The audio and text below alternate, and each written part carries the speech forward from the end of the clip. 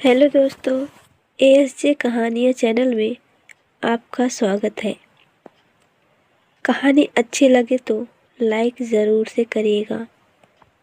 पति राजन के ऑफिस और बच्चों के स्कूल जाने के बाद रसोई समेट कर नेहा फुर्सत में हुई ही थी कि फ़ोन बज पड़ा।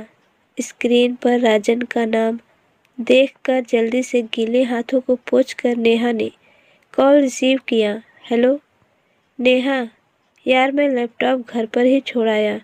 तुम एक काम करो, फटाफट मेरा लैपटॉप ऑन करके एक ज़रूरी PDF मुझे मेल कर दो। राजन की बात सुनकर नेहा एकदम सोच में पड़ गई। तभी राजन बोला, क्या हुआ? अरे यार, मुझे पता है अब तुम यही कहोगी कि तुमसे यह नहीं होगा। चलो जाने दो, मैं ही घर वापस आकर लैपटॉप लेकर जाता हूँ। हद है नेहा, जरा सा काम भी नहीं बनता तुमसे, कहते हुए राजन ने फ़ोन रख दिया। पर उसके बाद नेहा के चेहरे पर राजन का काम न कर पाने की उदासी छा गई। रमा जी, जो नेहा की सासू माँ थी, वे वहीं पास बैठी सब देख सुन रही थी। दरअसल कल शाम भी कुछ ऐसा ही हुआ था। जब बच्चे अपना स्कूल प्रोजेक्ट तैयार कर रहे थे, तब हमेशा की तरह नेहा ने भी उनकी प्रोजेक्ट तैयार करने में मदद करनी चाहिए।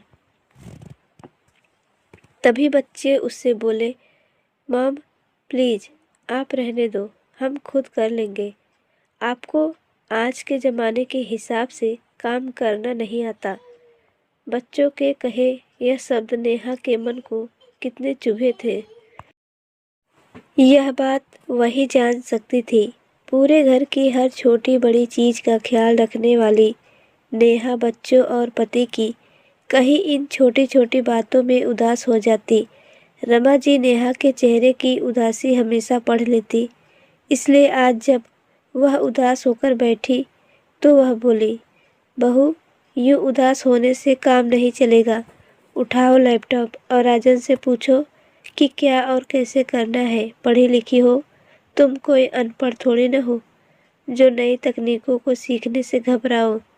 घर के कामों में उलझी तुम्हारी जैसी पढ़ी लिखी कितनी ही महिलाएं पता नहीं कैसे खुद को कम आंक लेती हैं। अरे जब तुम जैसी महिलाएं सारा घर सुचारू रूप से चला सकती है, तो यह नई तकनीक सीखना कौन सा हवा है।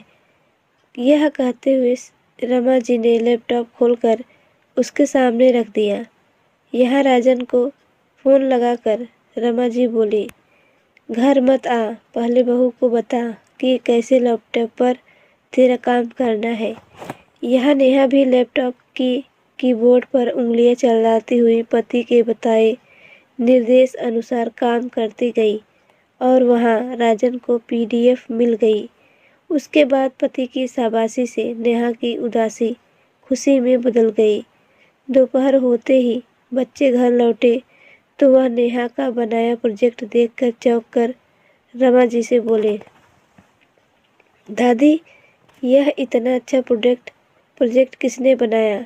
बच्चों के प्रश्न पर मुंह मटकाती हुई वे बोली, तुम्हारी माँ ने। तुम लोग क्या समझते हो उसे? तुम्हारी माँ रात दिन इस घर के कामों में लगी रहती है, वरना यह प्रोजेक्ट ही क्या, वह तो ना जाने क्या क्या बना ले।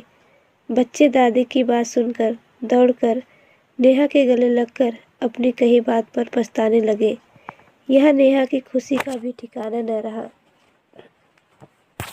नेहा के चेहरे की खुशी देखती हुई रमा जी बच्चों को वहां से जाते ही उससे बोले, हम महिलाएं बच्चों पति पत्नी परिवार में ऐसी रम जाती हैं कि अपने अस्तित्व का हमें ख्याल ही नहीं रहता। घर परिवार में रमो, पर उतना ही जितनी ज़रूरत है। नई तकनीक को और नई बातों को सीखने के लिए हमेशा समय निकालती रहो, वरना यह आज का समाज तुम्हें 2 मिनट में आउटडेटेड घोषित कर देगा। इसलिए सीखना कभी मत छोड़ना। अब मुझे ही देख लो। अंग्रेजी न आने के कारण ये बच्चे मुझसे ज़्यादा बात ही नहीं करते। नेहा सासू माँ की बात पर मुस्कुराई और एक किताब उठाकर बोली, इसे पढ़िए, इसमें अंग्रेजी बोलने का सबसे आसान तरीका सिखाया है। रोज पढ़ा करिए, आप भी धीरे धीरे सीख जाएंगी। रमा जी, अब इस उम्र में सीखना कहाँ होगा। नेहा, क्यों? अभी आप ही तो कह रही थी कि हमें सीखना कभी नहीं छोड़ना चाहिए, वरना हम आउटडेटेड हो जाएंगे। नेहा की इस बात पर सास बहू दोनों जोर से हंस पड़ी।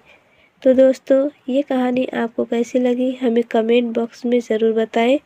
कहानी अच्छी लगी हो तो लाइक करें, चैनल पर नए हो तो सब्सक्राइब करके बेल आइकन को भी प्रेस ज़रूर से कर दीजिएगा। तो मिलते हैं अगले नेक्स्ट कहानी में, तब तक के लिए धन्यवाद।